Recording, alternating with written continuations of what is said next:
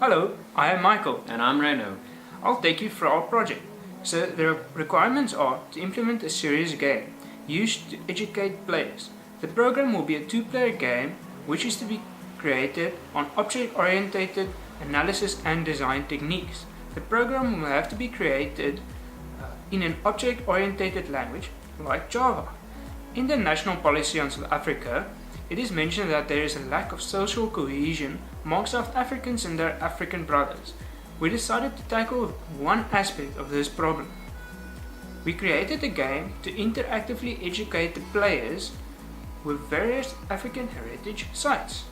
As mentioned by Chichiguri, by creating awareness, people will gain respect for these sites many Africans are not even aware of, situated right in their backyards. Creating awareness and responsibility will also lead to respect for others' heritage sites, as mentioned by Parks. Caring for each other's heritage will ultimately lead to a better social cohesion. So therefore, we created the project African Heritage King. Ryno will now take you through an overview of our program. The program will be a Java desktop application. This desktop application can communicate with either a local database or a database hosted on Amazon Web Services.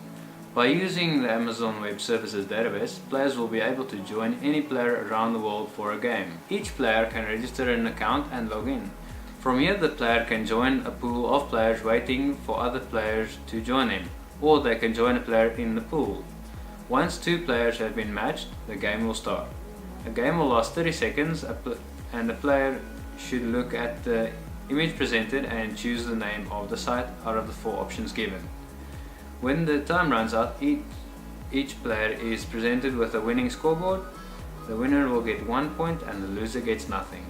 So now I'll take you through the functional requirements for our game. You should be able to log in, register a new account to be able to log in if you don't have an account yet, join the pool of players or join a player that is already in the pool, display questions and submit answers for those questions, and finally display a scoreboard showing the winner of the game.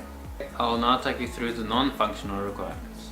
When logging in, the username the user logs in with should be registered. The password should also match the username the user is using. When registering, the username a user enters should not already be in the database. The password entered should have at least one capital letter, one symbol, and one numeric value, and it should also have be at least 6 characters long. And also the email address entered should be a valid email address. When in the pool, a player cannot interact with the pool without being logged in. A player cannot join themselves in a game, and a player cannot join another player while they themselves are in the pool. During a match, a player cannot interact with the game without being logged in. A player cannot interact with the game panel without being in a match. A game will start once a match has started and will only allow question submissions for 30 seconds. A player can only submit one answer for each question, and a player cannot leave the game until it is completed. Okay, so now we will take you through the actual game.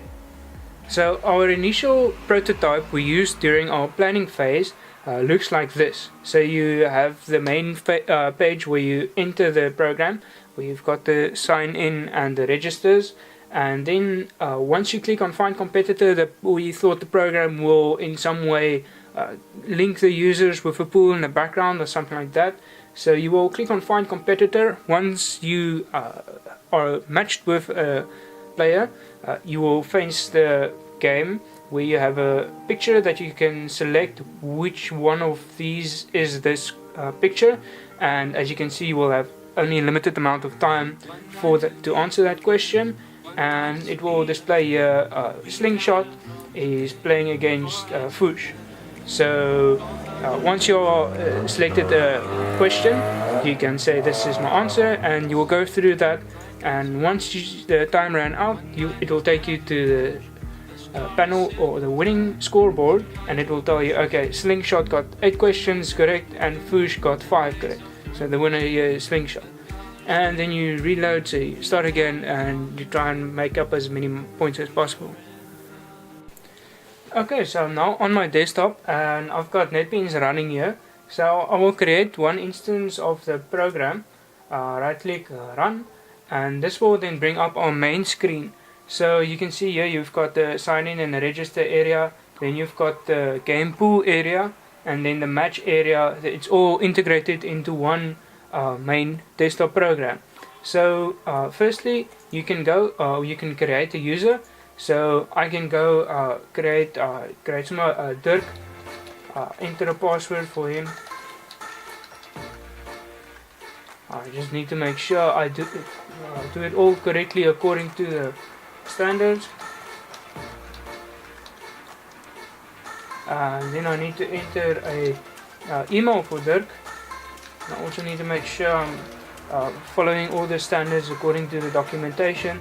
And oh, it says to me this user is already in use, so I'll have to decide on another user.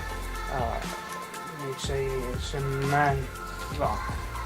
Okay, and register user. Okay, that one worked.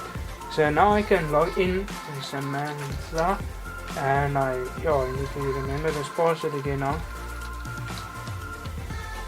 And oh no, I didn't. Please enter a valid username. Oh no, I didn't write Samantha right. And you will notice here now the game pool, it is still disabled. So when I log in with Samantha, sorry, the password entered is incorrect. Oh, so I didn't enter the password correctly. So I just need to make sure that when I enter the password, that it is correct according to how I logged in. Okay, so now you saw the game pool, it enabled. So we've got one instance running. So let's just take this one over here to my screen on the side, and I'll create another instance of the program. Right click and run. Okay, so we've got instance number 2, and I'll log in here with my credentials. Okay, so we both logged in.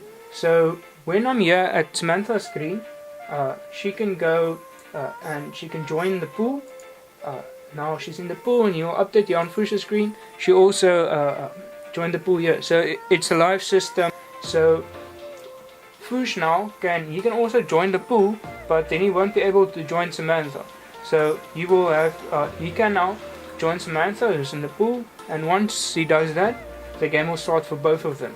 So I'm clicking here join. Again, you see it updated, and here it updated as well.